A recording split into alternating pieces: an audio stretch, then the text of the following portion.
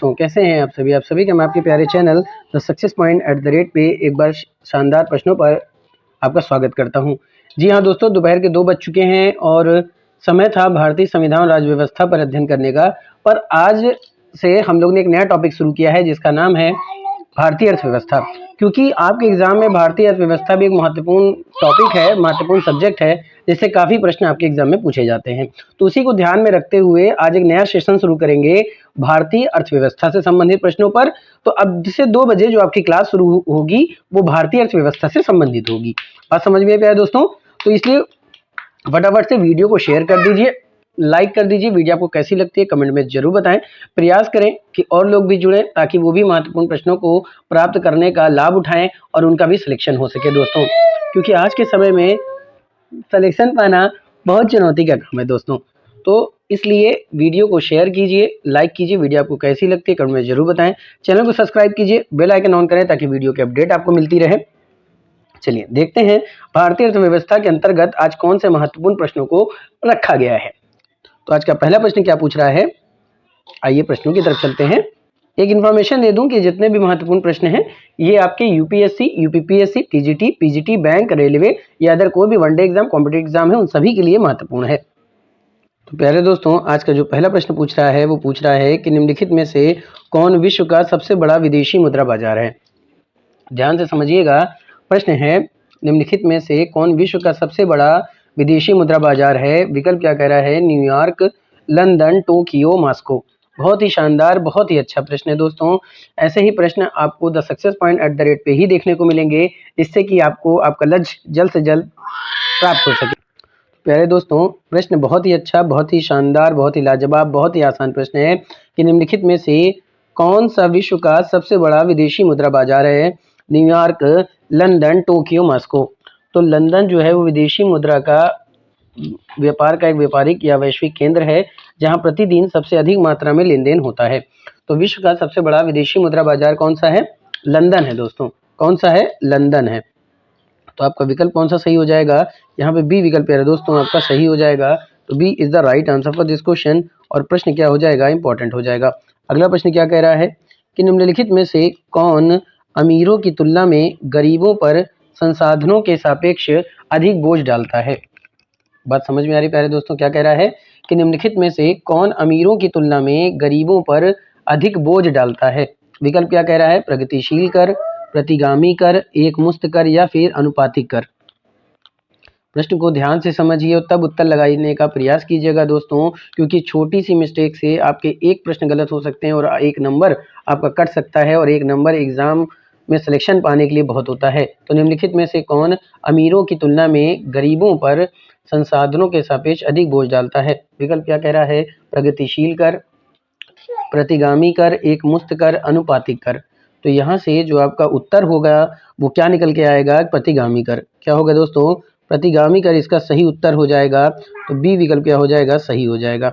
तो B is the right answer for this question पे दोस्तों। ठीक है, अगर हम प्रतिगामी कर की बात करें तो प्रतिगामी कर में कर की जो दर होती है वो आय बढ़ने पर घट जाती है और गरीबों की आय का अधिक हिस्सा कर में जाता है और उन पर अधिक बोझ पड़ता है। बात समझ में दोस्तों? चलते हैं अगले प्रश्न की तरफ।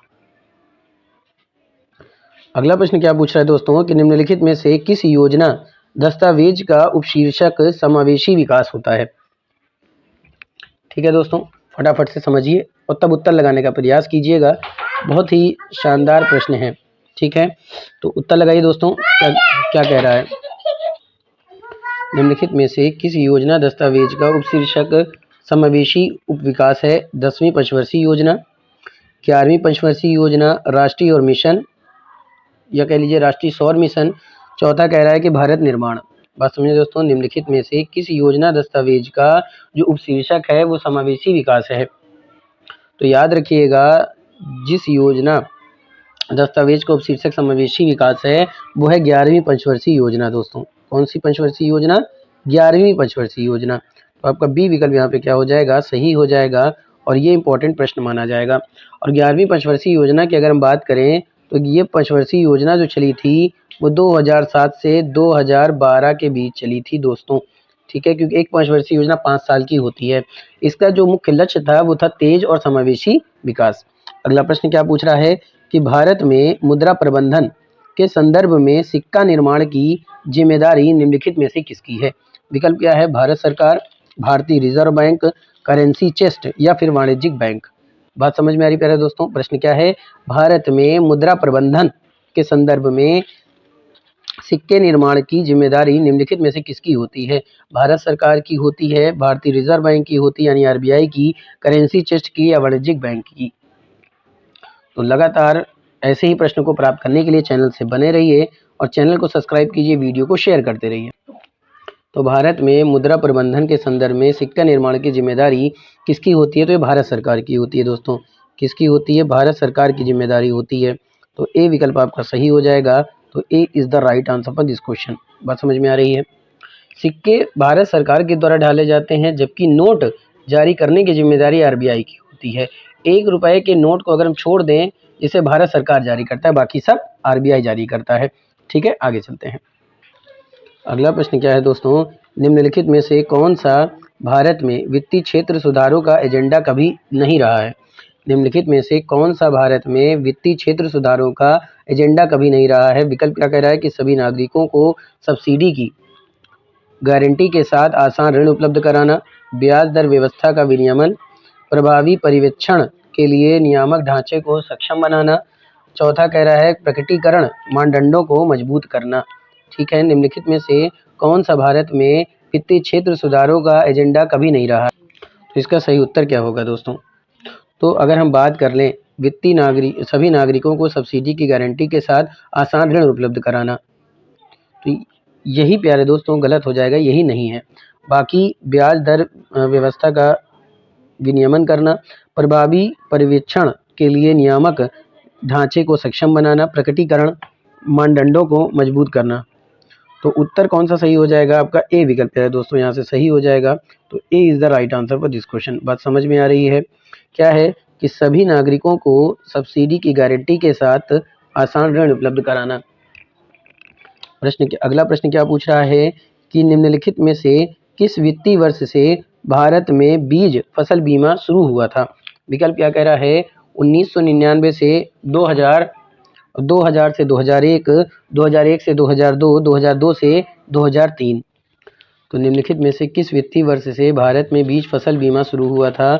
1999 से 2000, 2001 से 2001, 2001 से 2002 या फिर 2002 से 2003। तो भारत में जो फसल बीमा योजना जो शुरू हुई थी वो 2000 से शुरू हुई थी 2001 के बीच। कब शुरू हुई थी? 2000 से 2001 के बीच शुरू हुई थी। तो आपका बी विकल्प यहाँ पे क्या हो जाएगा प्यारे दोस्तों? सही हो जाएगा। तो B is the right answer for this question. बात समझ में आ रही? चलते हैं अगले प्रश्न की तरफ। अगला प्रश्न क्या पूछ रहा है कि भारतीय अर्थव्यवस्था में कितने प्रमुख बुनियादी ढांचा क्षेत्रों को कोर सेक्टर के रूप में जाना जाता है, जिनका उपयोग औद्योगिक उत्पादन सूचकांक यानी कि आईआईपी डेटा के लिए किया जाता है? भारतीय अर्थव्यवस्था में कितने प्रमुख बुनियादी ढांचा क्षेत्रों को कोर सेक्टर के रूप में जाना जाता है, जिनका उपयोग औद्योगिक उत्पादन सूचकांक डेटा के लिए किया जाता है? विकल्प क्या कह रहा है? 5, 6, 7, 8। बात समझ में आ रही दोस्तों कि भारतीय अर्थव्यवस्था में कितने प्रमुख बुनियादी ढांचा क्षेत्रों को कोर सेक्टर के रूप में जाना जाता है, जिनका उपयोग औद्योगिक उत्पादन सूचकांक डेटा के लिए किया जाता है? क्या कह रहा है? 5, 6, 7, 8। तो ये होता है प्यारे दोस्तों 8। कितने? तो इसका उत्तर हो जाएगा 8 यानी कि डी विकल्प। तो D is the right answer for this question. पर आपके लिए जानना जरूरी है, जैसे कि कोयला हो गया, कच्चा तेल हो गया, प्राकृतिक गैस, रिफाइनरी उत्पाद, उर्वरक, इस्पात, सीमेंट और बिजली, ये 8 होते हैं। अगला प्रश्न क्या है? कौन सा कथन है जो ट्रांसफार्मर प्राइमिंग ना कौन सा कथन है जो ट्रांसफर प्राइसिंग शब्द का अच्छे से वर्णन करता है, जिसका भारत सामना कर रहा है? ठीक है दोस्तों, प्रश्न क्या है? कौन सा कथन है जो ट्रांसफर प्राइसिंग शब्द का सबसे अच्छा वर्णन करता है, जिसका भारत सामना कर रहा है? तो आपके विकल्प क्या हैं? यह कर चोरी का एक तरीका है जिसमें देश से बाहर अवैध पूंजी प्रवाह शामिल है। दूसरा कह रहा है ये भारत में खाद्य कीमतों में निरंतर वृद्धि का एक कारक है। अगला क्या कह रहा है? यह एक हालिया घटना है जिसके परिणाम स्वरूप भारतीय बैंकों के खराब ऋण हैं। चौथा कह रहा है यह एक वैश्विक घटना है जिसके कारण आरक्षित मुद्राओं के मुकाबले भारतीय मुद्रा का अवमूलन हो रहा है। तो आपको बताना है कि कौन सा कथन है जो इन चारों विकल्पों में से सही है, जिसका भारत सामना कर रहा है। तो इसका सही उत्तर क्या हो जाएगा दोस्तों? तो इसका सही उत्तर है, या कर चोरी का एक तरीका है जिसमें देश से बाहर अवैध पूंजी प्रवाह शामिल होती है। कौन सा? ट्रांसफर प्राइसिंग, याद रखिएगा। तो ए विकल्प आपका प्यारे दोस्तों यहाँ से सही हो जाएगा। तो ए विकल्प सही हो जाएगा। तो A is the right answer for this question. अगले प्रश्न को देखते हैं। अगला प्रश्न क्या पूछ रहा है कि यदि किसी कंपनी के पास व्यापार प्राप्य है तो इसका क्या अर्थ होता है? यदि किसी कंपनी के पास व्यापार प्राप्य है तो इसका क्या अर्थ होता है? तो विकल्प कह रहा है इसने बिक्री की है लेकिन अभी तक भुगतान एकत्र नहीं किया है। दूसरा कह रहा है इसने भुगतान तो प्राप्त किया है लेकिन अभी तक डिलीवरी नहीं की है। तीसरा कह रहा है कि इसने ऑर्डर प्राप्त किया है लेकिन अभी तक डिलीवरी नहीं की है। और चौथा क्या कह रहा है कि उपरोक्त में से कोई भी सही परिभाषा नहीं है। तो अगर कंपनी के पास व्यापार प्राप्य है तो इसका क्या अर्थ होता है? तो ट्रेड रिसीवेबल्स वे राशि है जो कंपनी को अपने ग्राहकों से क्रेडिट पर की गई बिक्री के बदले मिलनी है लेकिन अभी मिली नहीं है। इन्हें डेप्टर्स भी कहा जाता है। तो याद रखिएगा, व्यापार प्राप्य को हम किस नाम से जानते हैं? डेप्टर्स के नाम से भी जानते हैं। ठीक है, इसका सही उत्तर क्या हो जाएगा? तो सही उत्तर इसका हो जाएगा इसने बिक्री की लेकिन अभी तक भुगतान एकत्र नहीं किया है। तो विकल्प कौन सा सही हो जाएगा? ए विकल्प सही हो जाएगा प्यारे दोस्तों। और ये क्या हो जाएगा? इंपॉर्टेंट हो जाएगा। यानी कि कोई ग्राहक है जो कि क्रेडिट से अपना काम कर रहा है, यानी अपने ग्राहकों से क्या करेगा? क्रेडिट पर की बिक्री करता है लेकिन अभी उसे मिली नहीं है। वो क्या होता है? व्यापार प्राप्य कहलाता है। ठीक है, अगला प्रश्न क्या है? भारत में भुगतान और निपटान प्रणाली का प्रबंधन किसके द्वारा किया जाता है दोस्तों? ठीक है, भारत में भुगतान और निपटान प्रणाली का जो प्रबंधन है वो किसके द्वारा किया जाता है? सेबी यानी सेबी के द्वारा, आरबीआई के द्वारा, भारतीय राष्ट्रीय भुगतान निगम के द्वारा, या फिर वित्त मंत्रालय के द्वारा। भारत में भुगतान और निपटान प्रणाली का जो प्रबंधन है वो किसके द्वारा किया जाता है? तो यदि किसी कंपनी, वो हो गया प्रश्न। प्रश्न क्या पूछा है? भारत में भुगतान और निपटान प्रणाली का जो प्रबंधन है वो किसके द्वारा किया जाता है? तो ये किया जाता है प्यारे दोस्तों आरबीआई के द्वारा। यानी भारत में पेमेंट और सेटलमेंट सिस्टम एक्ट जो है 2007 के तहत भुगतान और निपटान प्रणाली की संपूर्ण निगरानी किसकी जिम्मेदारी है? आरबीआई की। किसकी जिम्मेदारी है दोस्तों? तो ये आरबीआई की जिम्मेदारी है। ठीक है, यानी एनपीसीआई केवल विभिन्न खुदरा भुगतान प्रणालियों जैसे यूपीआई, रुपे आदि का संचालन करता है, प्रबंधन नहीं। तो यही पूछ रहा है कि भुगतान और निपटान प्रणाली का प्रबंधन किसके द्वारा किया जाता है? तो ये किया जाता है आरबीआई के द्वारा। तो उत्तर कौन सा सही हो जाएगा? बी विकल्प। तो B is the right answer for this question. और ये क्या हो जाएगा? इंपॉर्टेंट हो जाएगा दोस्तों। चलते हैं अगले प्रश्न की तरफ। अगला जो प्यारा प्रश्न है वो है पूंजी गहन उद्योगों का नुकसान क्या है? विकल्प है ग्रामीण क्षेत्रों में रोजगार बढ़ाना, बेरोजगारी बढ़ाना, बड़े पैमाने के उद्योगों के विकास को झटका देना। चौथा कह रहा है कि प्रबंधन में श्रमिकों की भागीदारी के अवसर प्रदान करना। तो पूंजी गहन उद्योगों का नुकसान क्या है? पूंजी गहन उद्योग मशीनों और तकनीकों पर अधिक निर्भर होते हैं और श्रम की मांग कम होती जाती है, इसलिए ये कम रोजगार उत्पन्न करते हैं, बेरोजगारी बढ़ाने की प्रवृत्ति रखते हैं। तो उत्तर क्या हो जाएगा दोस्तों? कि बेरोजगारी को बढ़ाना। उत्तर क्या सही हो जाएगा? बी विकल्प, बेरोजगारी को बढ़ाना। तो यानी कि बी विकल्प यहाँ पे क्या हो जाएगा? सही हो जाएगा। तो B is the right answer for this question. बेरोजगारी क्यों बढ़ेगी दोस्तों? क्योंकि जब श्रम की मांग कम होगी, लोग कम रखे जाएंगे, तो जो लोग निकलेंगे कंपनी से या जिनको नौकरी नहीं मिलेगी वो क्या होंगे? बेरोजगारी तो होंगे। इसीलिए बेरोजगारी को बढ़ाता है पूंजी गहन उद्योग। अगला प्रश्न क्या है? 1985 में भारत से कच्चे तेल का निर्यात क्यों किया गया था? 1985 में भारत से कच्चे तेल का निर्यात क्यों किया गया था? विकल्प क्या है? उत्पादन अधिशेष के कारण, भारत में ऊर्जा का वैकल्पिक स्रोत विकसित किया गया है, भारत में परिष्कृत तेल की तुलना में पेट्रोलियम उत्पादों का आयात बहुत सस्ता था, भारत में अपर्याप्त शोधन क्षमता के कारण ऐसा किया गया था। तो 1985 में भारत से कच्चे तेल का निर्यात क्यों किया गया था? तो 1980 के दशक में भारत में कच्चे तेल का उत्पादन बढ़ा था। कहाँ बढ़ा था? बम्बई में। लेकिन रिफाइनरियों की क्षमता सीमित हो गई थी, इसलिए अतिरिक्त कच्चा तेल निर्यात करना पड़ा था। यही वजह थी कि 1985 में भारत से कच्चे तेल का निर्यात किया गया था। तो उत्तर क्या हो जाएगा? डी विकल्प सही हो जाएगा। भारत में अपर्याप्त शोधन क्षमता के कारण। तो यहाँ पे उत्तर क्या सही हो जाएगा, डी यहाँ पे सही हो जाएगा। क्या सही हो जाएगा, डी विकल्प सही हो जाएगा। तो D is the right answer for this question. और ये क्या हो जाएगा, इंपॉर्टेंट होगा। तो यहाँ से प्रश्न क्या देखा, 1985 में भारत से कच्चे तेल का निर्यात क्यों किया गया था? तो ये किया गया था भारत में अपर्याप्त शोधन क्षमता के कारण। तो यहाँ से डी विकल्प क्या हो जाएगा, सही हो जाएगा आपका। D is the right answer for this question. अगला प्रश्न क्या कह रहा है कि भारतीय अर्थव्यवस्था किस प्रकार की अर्थव्यवस्था है? मिश्रित अर्थव्यवस्था, बाजार अर्थव्यवस्था, पूंजीवादी अर्थव्यवस्था, समाजवादी अर्थव्यवस्था। भारतीय अर्थव्यवस्था किस प्रकार की अर्थव्यवस्था है? मिश्रित अर्थव्यवस्था, बाजार अर्थव्यवस्था, पूंजीवादी अर्थव्यवस्था या फिर समाजवादी अर्थव्यवस्था। तो भारतीय अर्थव्यवस्था की बात करें तो एक प्रकार की मिश्रित अर्थव्यवस्था होती है। कौन सी अर्थव्यवस्था होती है? मिश्रित अर्थव्यवस्था होती है। तो ए विकल्प क्या हो जाएगा, सही हो जाएगा। तो A is the right answer for this question. सरकारी क्षेत्र और निजी क्षेत्र। ठीक है, आगे देखते हैं। अगला जो प्रश्न है वो है मिश्रित प्रकार की अर्थव्यवस्था का उद्देश्य क्या होता है? लाभ, समाज कल्याण, उच्च दक्षता। मिश्रित प्रकार की अर्थव्यवस्था का उद्देश्य क्या होता है? लाभ, समाज कल्याण, उच्च दक्षता। तो नीचे दिए गए विकल्पों में से सही विकल्प का चयन करना है। केवल पहला, केवल दूसरा, केवल तीसरा या फिर पहला, दूसरा, तीसरा, तीनों। तो मिश्रित प्रकार की अर्थव्यवस्था जो होती है उसका उद्देश्य क्या होता है? तो इसका उद्देश्य जो होता है वो लाभ प्राप्त करना, समाज कल्याण और दक्षता, तीनों ही। तो उत्तर क्या हो जाएगा, यानी लाभ भी सही है, समाज कल्याण भी सही है, उच्च दक्षता भी सही है। उत्तर कौन सा सही होगा? केवल पहला, दूसरा और तीसरा, यानी कि डी विकल्प आपका सही हो जाएगा। D is the right answer for this question.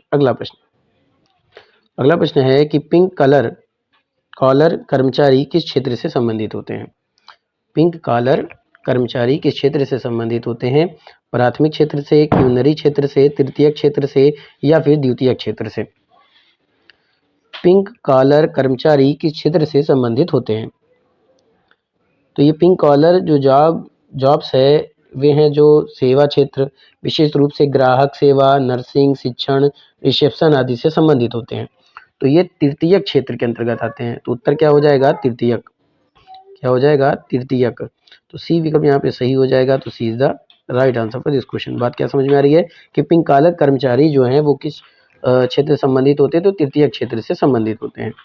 अगला प्रश्न क्या है कि भारत का पहला जैविक राज्य कौन सा है? केरल, सिक्किम, असम और अरुणाचल प्रदेश। भारत का पहला जैविक राज्य कौन सा है? केरल, सिक्किम, असम या फिर अरुणाचल प्रदेश। तो 2016 में सिक्किम को आधिकारिक रूप से भारत का पहला पूर्णतः जैविक राज्य घोषित किया गया था, यानी कि ऑर्गेनिक स्टेट घोषित किया गया था। तो भारत का पहला जैविक राज्य कौन सा है? तो भारत का पहला जो जैविक राज्य है वो है सिक्किम। कौन सा है दोस्तों? सिक्किम राज्य है। तो बी विकल्प आपका सही हो जाएगा। और ये क्या हो जाएगा, इंपॉर्टेंट हो जाएगा। कब से? तो ये 2016 में। ठीक है, तो यहाँ से क्या देखा कि भारत का पहला जैविक राज्य कौन सा है? तो वो सिक्किम है। कब हुआ था ये? तो B is the right answer for this question. ये हुआ कब था? तो 2016 में। कब हुआ था? 2016 में हुआ था। अगला क्या है कि निम्नलिखित में से कौन सी रबी की फसल है? निम्नलिखित में से कौन सी रबी की फसल है? चावल, सरसों, मक्का, कपास। निम्नलिखित में से कौन सी रबी की फसल आती है? चावल, सरसों, मक्का, कपास। तो जो रबी की फसल होती है वो आमतौर पर सर्दियों में बोई जाती है और गर्मियों में काटी जाती है। और ये जो रबी फसलें होती हैं वो चावल हो गया, मक्का जो है वो खरीफ फसल होती है। ठीक है, चावल और मक्का ये खरीफ फसल है। कपास भी खरीफ लंबी अवधि की फसल होती है। तो उत्तर क्या हो जाएगा? सरसों। सरसों जो होती है वो रबी की फसल होती है। तो यहाँ पे बी विकल्प आपका सही हो जाएगा। B is the right answer for this question. बाकी चावल, मक्का, कपास ये सब खरीफ फसलें होती हैं। अगला प्रश्न क्या है कि विश्व में सबसे बड़ा चावल आयातक देश कौन सा है? चीन, यूएसए, ईरान, सऊदी अरब। विश्व में सबसे बड़ा चावल आयातक देश कौन सा है? तो ये है चीन। विश्व में सबसे बड़ा चावल का आयातक देश कौन सा है? तो वो है चीन, यानी कि ए विकल्प आपका सही हो जाएगा और ये इंपॉर्टेंट भी होगा। अगला प्रश्न है कि पेंट के निर्माण में कौन से तिलहन का उपयोग किया जाता है? यानी जो पेंट बनाया जाता है उसमें किस प्रकार के तेल का उपयोग किया जाता है? अलसी का, मूंगफली का, अरंडी का या उपरोक्त में से किसी का नहीं। पेंट के निर्माण में कौन से तिलहन का उपयोग किया जाता है? अलसी का, मूंगफली का, अरंडी का या उपरोक्त में से किसी का नहीं। तो पेंट के निर्माण में जिस तिलहन का उपयोग किया जाता है वो होता है अलसी। किसका उपयोग किया जाता है? पेंट के निर्माण में अलसी का उपयोग किया जाता है। A is the right answer for this question. ठीक है। अलसी से निकाला गया लिनेसिड ऑयल पेंट और वार्निश इंडस्ट्री में ड्राइंग ऑयल के रूप में बहुत उपयोगी होता है। ठीक है। अगला प्रश्न है कि भारत में वनस्पति तेल की प्रति व्यक्ति खपत कितनी है? 16 किलोग्राम प्रति वर्ष व्यक्ति, 17 किलोग्राम प्रति वर्ष प्रति व्यक्ति, 18 किलोग्राम प्रति वर्ष प्रति व्यक्ति, 20 किलोग्राम प्रति वर्ष प्रति व्यक्ति। तो क्या है कि भारत में वनस्पति तेल की जो प्रति व्यक्ति खपत कितनी होती है? तो अगर हम भारत में वनस्पति तेल की बात करें तो हाल के उद्योग रिपोर्ट बताते हैं कि प्रति व्यक्ति वनस्पति तेल की खपत कितनी होती है? तो ये होती है 20 किलोग्राम वर्ष प्रति व्यक्ति। तो कौन सा सही होगा? 20। तो यानी कि डी विकल्प यहाँ पे सही हो जाएगा। तो D is the right answer for this question. इनको अगला प्रश्न है कि विश्वकालीन निर्यात बाजार में भारत की हिस्सेदारी कितनी है? 30% की, 50% की, 40% की या 20%? तो विश्वकालीन निर्यात बाजार में भारत की हिस्सेदारी कितनी है? 30% की, 50%, 40% की या फिर 20%? विश्वकालीन निर्यात बाजार में भारत की हिस्सेदारी कितनी है? तो ये 40% की हिस्सेदारी है। यानी सी विकल्प क्या हो जाएगा? सही हो जाएगा। और ये क्या हो जाएगा? इंपॉर्टेंट हो जाएगा। पहले दोस्तों बात समझ में आ रही है? प्रश्न क्या है दोस्तों कि विश्वकालीन निर्यात बाजार में भारत की हिस्सेदारी कितनी है? तो ये है 40% की। तो सी विकल्प यहाँ पे क्या हो जाएगा? सही हो जाएगा। C is the right answer for this question. अगले प्रश्न को देखते हैं। किसी कंपनी को ट्रांस फैट फ्री लोगो प्रदर्शित करने के लिए प्रति 100 ग्राम ट्रांस फैट की कितनी मात्रा की अनुमति है? किसी कंपनी को ट्रांस फैट फ्री लोगो प्रदर्शित करने के लिए प्रति 100 ग्राम ट्रांस फैट की कितनी मात्रा की आवश्यकता है? 1 ग्राम की, 0.2 ग्राम की, 0.7 ग्राम की या फिर 0 ग्राम की? बात समझ में आ रही प्यारे दोस्तों? तो इसका सही उत्तर क्या हो जाएगा? 0.2 ग्राम। क्या सही उत्तर हो जाएगा? 0.2 ग्राम। यानी कि बी विकल्प आपका क्या हो जाएगा? सही हो जाएगा। और ये प्रश्न क्या हो जाएगा प्यारे दोस्तों? इंपॉर्टेंट हो जाएगा। अगले प्रश्न की तरफ चलते हैं। अगला प्रश्न क्या है? किसी विनिर्माण उद्योग को सूक्ष्म उद्योग मानने के लिए उसमें अधिकतम कितना निवेश किया जाना चाहिए? किसी विनिर्माण उद्योग को सूक्ष्म उद्योग मानने के लिए उसमें अधिकतम कितना निवेश किया जाना चाहिए? 25 लाख रुपए का, 50 लाख रुपए का, 10 लाख रुपए का या फिर 35 लाख रुपए का? ठीक है दोस्तों। तो किसी भी विनिर्माण उद्योग को सूक्ष्म उद्योग मानने के लिए उसमें अधिकतम कितना निवेश किया जाना चाहिए? तो उसमें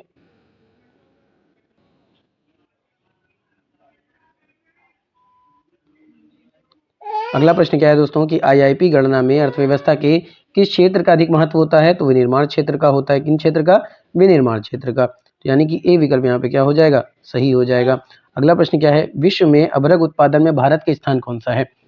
दूसरा, पहला, चौथा, तीसरा?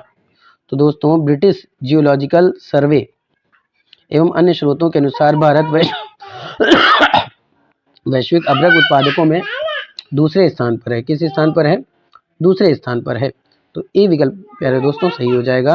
तो A is the right answer for this question. और प्रश्न क्या हो जाएगा? यहाँ से इंपॉर्टेंट हो जाएगा। बहुत ही शानदार प्रश्न था। तो आज के सेशन यहीं पे समाप्त करते हैं। उम्मीद करते हैं कि हर सेशन की तरह आपको पसंद आएगा। याद रखिएगा सुबह 11 बजे भूगोल से संबंधित और आज से दोपहर 2 बजे आपके भारतीय अर्थव्यवस्था से संबंधित प्रश्नों पर डिस्कशन होगा। रात के 8 बजे हिस्ट्री से। वो 8:05 पे वीडियो अपडेट की जाती है दोस्तों। तो चैनल को सब्सक्राइब करें, बेल आइकन ऑन करें ताकि वीडियो की अपडेट आपको मिलती रहे। फिर मिलेंगे। Thank you. Wish you all the best.